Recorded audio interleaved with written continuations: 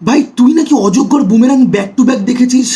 অযোগ্যর review কোথায়? বুমেরাংয়ের review তো এসে গেছে, অযোগ্যরটা কোথায়? এত দেরি করে এত ইনকনসিস্টেন্ট ভাবে ভিডিও দিয়ে সত্যি তুই মনে করিস তোর চ্যানেল গ্রো করবে? ঠুকরা কে মেরা প্যার মেরা ইন্তেকাম দেখেগি। ধারবাল, এই গান গাইছিস কেন? সিনেমাটা কেমন হয়েছে সেটা এক কথায় বল। আমি চাই পশ্চিম বাংলার কলকাতার সমস্ত আধুনিক ছেলে পিলে যারা পাঠান জওয়ান অ্যানিমেল দেখে হল ভরিয়ে দিয়েছিল তারা সবাই এই সিনেমাটা দেখতে যাক। কেন? কারণ ঠুকরা কে মেরা প্যার মেরা ইন্তেকাম দেখেগি। বল, আবার গান গাইছিস তুই, পয়েন্টে আয় না ভাই। কারণ কৌশিক গাঙ্গুলি এক কথায় এই গানটাকে বাংলা সিরিয়ালের রূপান্তরিত করে, যেটার কোয়ালিটি টেলিফিল্মের থেকেও খারাপ, বড় পর্দায় রিলিজ করেছেন। তোর মনে আছে ছোটবেলায় আমরা কবিতায় নামকরণের সার্থকতা পড়তাম, সারমর্ম পড়তাম? এই অযোগ্য সিনেমার সার আর মর্ম যদি খুঁজতে যাই তাহলে মনে হবে কৌশিক গাঙ্গুলি এই গানটাকে ট্রিবিউট দিয়েছে, but in the worst possible way. ভাই যা খুশি তাই বললেই হলো? পাবলিক তো খুব ভালো বলছে। পাবলিকের ওপিনিয়ন দিয়ে যদি ফিল্মের ভালো খারাপ বিচার করতে হয় তাহলে তো ভাই হয়েই গেল। আমাদের দেশে তো ওই জন্য 12 ফেলের মতো সিনেমা 100 কোটি 200 কোটির বিজনেস করে না, তাই না? অথবা মৃণাল সেন তার সময় যথেষ্ট ফ্লপ ডিরেক্টর ছিলেন। বাট ভাই এটা কৌশিক গাঙ্গুলি, তুই কি বলছিস? ভেবে চিনতে কথা বল। যথেষ্ট ভেবে আর যথেষ্ট চিনতে। একটা কথা তোকে বলি শোন, অযোগ্য কৌশিক গাঙ্গুলির সব থেকে খারাপ সিনেমা।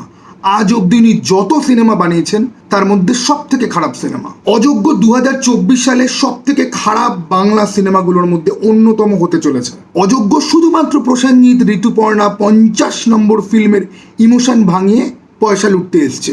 আমি যথেষ্ট ভেবে এবং চিন্তেই কথা বলছি।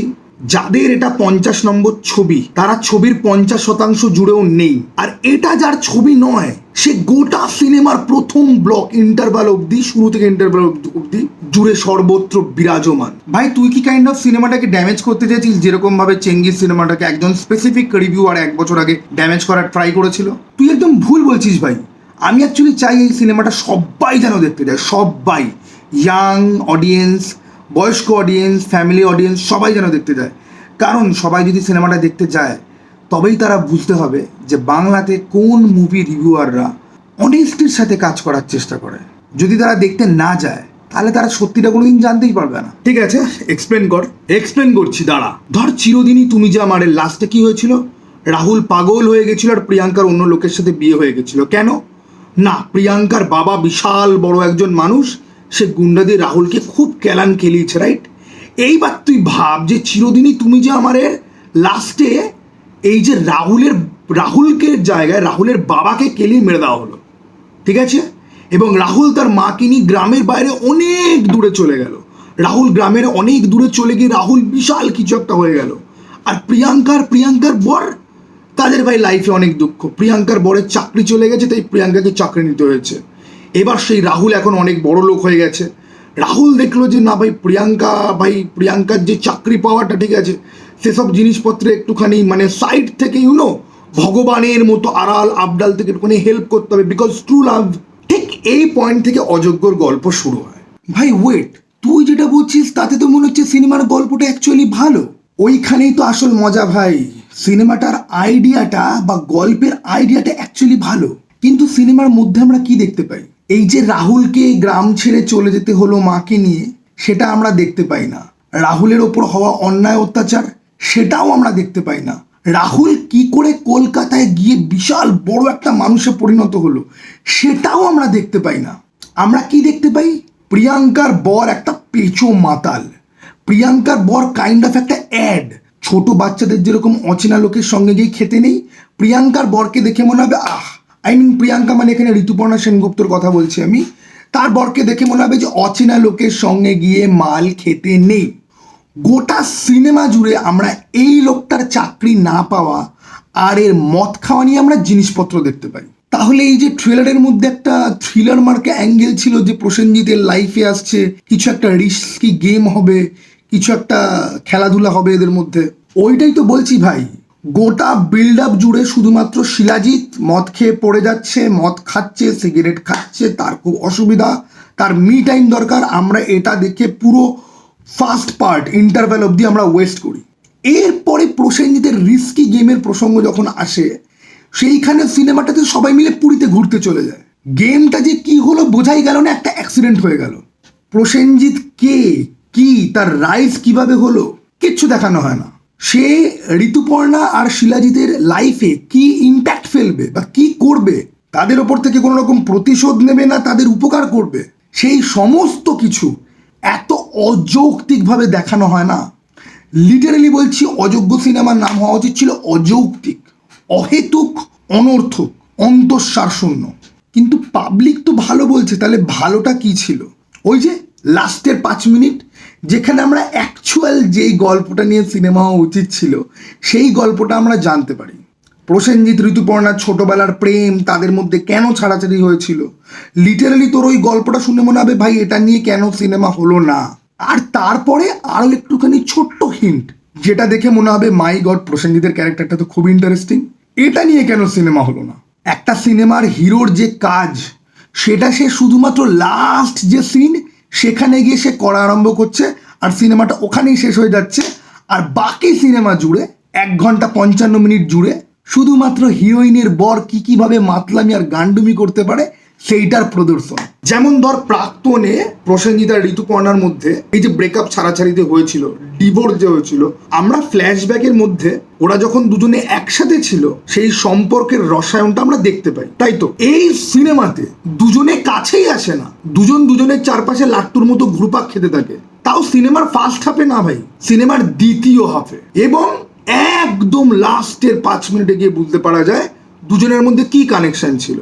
একজন বিশাল বড় পরিচালক, তিনি যদি মনে করেন যে সিনেমা থেকে অ্যাকচুয়াল গল্প আমি 5 মিনিটে সালটাবো আর বাকি 1 ঘন্টা 55 মিনিট ধরে আমি বালখিল্যপানা করব, যেরকম বিল্ড আপ, আমি সিনেমার নাম দিয়েছি অযোগ্য, তো লোকজনের মধ্যে ভাবছে যে এর চাকরি চলে গেছে, তাহলে কি এরকম কোনো অ্যাঙ্গেল থাকবে যে প্রসেনজিতের চাকরি ছিল না বলে ঋতুপর্ণা ওকে ছেড়ে দিয়ে একে বিয়ে করেছে, এখন এর চাকরি নেই, প্রসেনজিৎ এখন অনেক বড় জায়গায় চলে গেছে, প্রসেনজিৎ সামাও হেল্প করবে, প্রসেনজিৎ ওদের লাইফে এলোটা কেন? একটা সিনেমার তো বিল্ড আপ থাকে, কনফ্লিক্ট থাকে আর পে অফ থাকে। তো এই সিনেমার বিল্ড আপটা যেরকম অহেতুক, অনর্থক, অযৌক্তিক, অন্তঃসার শূন্য। তোকে ক্যারেক্টারাইজেশন আর ক্যারেক্টার আর্ক নিয়ে একটুখানি বলি শোন। একটা লোক যে প্রাইভেট ব্যাংকার, যে নিজের চাকরি হারিয়েছে, সে নাকি নতুন ফ্ল্যাট কিনেছে এবং তার মেয়ের নাকি শরীর খারাপ, তার পকেটে পয়সা নেই, তার বউকে চাকরি করতে হচ্ছে পয়সার জন্য। সে সকালবেলা উঠে বাডওয়াইজার ম্যাগনামের ক্যান খুলে বসে, সে সারাক্ষণ সিগারেট ফোকে। ওকে, স্ট্রেস রিলিভ করার জন্য হতে পারে, আরও মজার কথা সে চাকরি বাকরি করে না, তার পয়সা নেই, কিন্তু সন্ধ্যাবেলা তাকে বারে গিয়ে লার্জ পেগ হুইস্কি খেতে হয়। সে সকালবেলা বাডওয়াইজার ম্যাগনামের ক্যান খাচ্ছে, রাত্রিবেলা তার লার্জ পেগ হুইস্কি দরকার। আবার দেখ, যাতে কৌশিক গাঙ্গুলিকে কেউ সন্দীপ রেড্ডি ভাঙ্গা বলে গালাগাল না দেয়, তাই এই ক্যারেক্টারটা কিন্তু ভাই যতই মদ ফদ খাক, রাত্রিবেলা মদ খেয়ে বাড়িতে আসুক, বাচ্চার দেখভাল না করে রাত্রিবেলা ঘুরে বেড়াক, কোনো অসুবিধা নেই, বউকে খুব সম্মান করে, একদম নন টক্সিক আলফা মেল, যে 2 দিনের আলাপে একটা লোককে বাড়িতে নিয়ে এসে 1000খানা কাহিনী বলে এমনভাবে ট্রিট করে এ যেন স্কুলের হারিয়ে যাওয়া বন্ধু। What a character arc! It feels like 2 different movies. Interval অবধি একরকম, ইন্টারভ্যাল অবধি শিলাজিতের ক্যারেক্টারকে নিয়ে অনেক নাচন কোদনের পরে হঠাৎ কৌশিকদার খেয়াল হয়েছে, এমা এটা তো প্রসেনজিৎ ঋতুপর্ণার 50 নম্বর ফিল্ম, আমি তো ওদের নিয়ে কিছু করছি না, ওদের নিয়ে তো এবার কিছু করতে হবে। প্রসেনজিতের মনে পড়ে রিস্কি গেম খেলতে হবে। ভাই রিস্কি গেম, রিস্কি গেম না হুইস্কি গেম কে জানে ভাই। ওই পোর্শনটাতে এত বড় বড় লজিকের গর্ত রয়েছে, অত বড় গর্ত তো আমার 2 বছর পুরনো জাঙ্গিয়াতেও নেই ভাই। অর্ধাঙ্গিনী ছিল একটা অন্তঃসার শূন্য ফিল্ম, আর এই ফিল্মটা হচ্ছে গিয়ে অর্ধাঙ্গিনীর বাবার বাবা। তবে দুটো সিনেমাতেই একটা জিনিস কমন, অবসেসিভ প্রোটাগনিস্ট, যে নিজের লাইফের পাশ থেকে না বেরোতে পারছে না। সে যাকে ভালোবাসতো সে অন্য কাউকে নিয়ে আছে, কিন্তু সামহাউ তাকে ওকে গিয়ে হেল্প করতে হবে, কারণ ও খুব বিপদে পড়েছে। আর এই বিপদে হেল্প করার জন্য সব থেকে বড় বন্ধুকে, ব্যাটম্যানের যেরকম রবিন আছে, ফেলুদার যেরকম তোপসে আছে, কৌশিক গাঙ্গুলি সিনেমাতে প্রোটাগনিস্টদের তোপসে বা রবিন যাই বল না কেন। অম্বরীশ, কে বলেছে জিতের সিনেমা আর প্রসেনজিতের সিনেমা এসছে? অম্বরীশের সিনেমা এসছে ভাই, দুটো সিনেমাতেই অম্বরীশ আছে। একটা সিনেমাতে ছ্যাবলামি করে, আরেকটা সিনেমাতে দেখেই মনে হয় ক্যাবলা। তবে শুধুমাত্র অম্বরীশ একা নয়, একজন বৃদ্ধ ভদ্রমহিলা আছে যাকে আমি ঠিক চিনি না, ইনি অর্ধাঙ্গিনীতেও মা ছিলেন, এই সিনেমাতেও তিনি মা। Kaushik Ganguly actually Christopher Nolan. Michael Caine ছাড়া যেরকম ক্রিস্টোফার নোলানের চলে না, এবার তো মাইকেল কেন রিটায়ার করেছে, এবার ক্রিস্টোফার নোলান কি করবে কে জানে, ঠিক সেরকম কৌশিক গাঙ্গুলির এই মহিলাকে ছাড়া চলে না। এবং এই মহিলা দুনিয়ার সব থেকে মিষ্টি করে অভিমান জানানো মহিলাদের মধ্যে একজন। ওনাকে পর্দায় দেখলেই আমার মনটা খুশি খুশি হয়ে যাচ্ছিল। ভাই দেখ, এই সিনেমাটাও কিন্তু 4-5 কোটি কামাবে, লোকজন কিন্তু তোকে কমেন্ট বক্সে খিস্তি মারবে। প্রসেনজিৎ চ্যাটার্জির কিন্তু অনেক ফ্যান রয়েছে। প্রসেনজিৎ চ্যাটার্জি, ওনার ক্যারেক্টারটাকে যেইভাবে নষ্ট করা হয়েছে না এই সিনেমাতে, তুই জাস্ট ভাবতে পর্যন্ত পাচ্ছিস না। এই ক্যারেক্টারটা অ্যাকচুয়ালি একটা দুর্দান্ত ক্যারেক্টার ছিল, যাকে দিয়ে কিচ্ছু করানো হয় না। শুধুমাত্র লাস্ট 5 মিনিটে ঋতুপর্ণার মুখের কথায় আমরা তার দুঃখের গল্পের অ্যাকচুয়াল জিনিসটা জানতে পারি।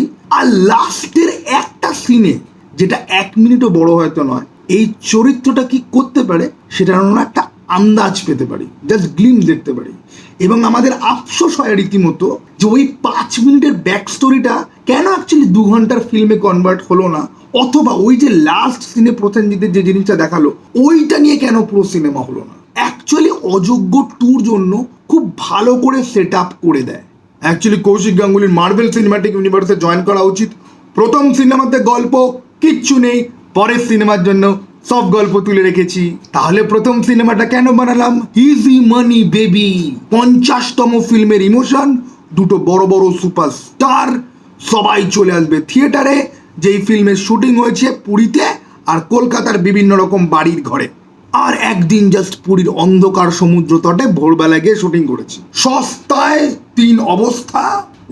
3 অবস্থা বলতে মনে পড়লো ঋতুপর্ণা, তার চরিত্রটা আরও খারাপ। না, ঋতুপর্ণা সেনগুপ্তের চরিত্র খারাপ বলছি না আমি, সিনেমাতে ওনার চরিত্রটার কথা আমি বলছি।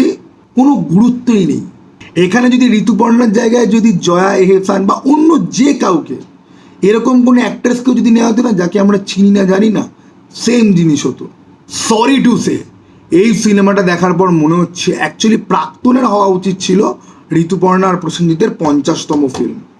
প্রাক্তন এই সিনেমার সামনে দাঁড়ালে পরে সত্যজিৎ রায় স্বর্গ থেকে নেমে এসে অস্কার 5টা হাতে নিয়ে ছুঁড়ে মারবে। যদি কোনো সুস্থ লোককে প্রাক্তন আর অযোগ্য পাশাপাশি দেখানো যদি হয়, সে অযোগ্যকে গালাগাল দিয়ে উঠে চলে যাবে। কিন্তু আমি চাই এই শহরের সব মানুষ এই সিনেমাটা দেখে, শুধুমাত্র এইটা বোঝার জন্য যে অনুরাগ কাশ্যপ কেন বাংলা সিনেমাকে ঘাটিয়া বলে কাজটা ঠিকই করেছিল। গোটা একটা সিনেমা, তাতে কোথাও একটা সিনেম্যাটিক ফ্রেম নেই, একটা ফ্রেম বা দৃশ্য নেই যেটার সিনেমাটোগ্রাফি দেখে মনে হয় এটা সিনেম্যাটিক। এরকম একটা সিন নেই যেটার কালার গ্রেডিং দেখে মনে হয় যে এটার মধ্যে একটা প্রিমিয়াম ফিল পাওয়া যাচ্ছে। আর এডিটের কথা তো আমি বাদই দিলাম, কিন্তু বানাতে হবে ফ্যামিলি ড্রামা, বানাতে হবে সিরিয়াল, কিন্তু সামহাউ সেটাকে একটুখানি থ্রিলারের কোটিংয়ে পেঁচিয়ে লোককে ভুল বুঝিয়ে মিসলিড করে বিজনেসটা তো করতে হবে না। সেই জন্য ট্রেলারটাকে এমনভাবে ট্রিট করা হয়েছিল যে এটা একটা thriller, but nope baby, thrill suspense চাপান উতর ওঠা পড়া কোনো কিছুই নেই। আমি সত্যি সত্যি বুঝতে পারছি না তোর কথা কতটা সিরিয়াসলি নেওয়া দরকার। অপ্রিয় সত্যি কথা শুনতে কেউ ভালোবাসে না। দেখ, যারা ওল্ডার অডিয়েন্স আছে তারা গল্পের এত কিছু বোঝে না, তাদের এত এক্সপেকটেশনও নেই, তারা জাস্ট খালি কিছু কিছু জায়গা ভাল লাগবে ব্যাস তাদের জন্য হয়ে যাবে, ঠিক আছে। তারা রেগুলার অডিয়েন্স, তারা সিনেমা দেখে ভুলে যায়। কিন্তু আজকে একটা ইয়াং ছেলে অথবা একটা ইয়াং মেয়ে যে সিনেমাটা বোঝে, সিনেমাটা ভালোবাসে, সে যদি এই সিনেমাটা যায় দেখতে আর আমার রিভিউটা যদি দেখে, এবং হোপফুলি সে আমার রিভিউর সঙ্গে সঙ্গে বাকি যারা রিভিউ করেছে সেগুলো যদি দেখে, তাহলে 2টো জিনিস বুঝতে পারবে। শির দ্বারা সবার বিক্রি হয় না, সত্যি কথা বলার সাহস সবার থাকে না, আর বাংলাতে শুধুমাত্র ঘাটিয়া সিনেমাই তৈরি হয়। লক্ষ কোটি বছরে একটা বেলাইনের মতো ফিল্ম আসে, 1000 কোটি বছরে একটা পারিয়ার মতো ফিল্ম আসে, আর কয়েকশো কোটি বছরে হয়তো একটা বাদামি হায়নার কবলের মতো একটা ফিল্ম হয়তো আসে। শব্দ, বিজয়া, বিসর্জন, লক্ষ্মী ছেলে, পালান, যে ডিরেক্টর বানিয়েছে তার হাত থেকে এরকম কাজ জাস্ট আনএক্সপেক্টেড। আমি রোস্ট করলাম বটে, বাট আমি দুঃখ অনেক পেয়েছি। সৃজিত মুখার্জির সিনেমা আমি খিল্লি ওড়ানোর জন্যই দেখতে যাই।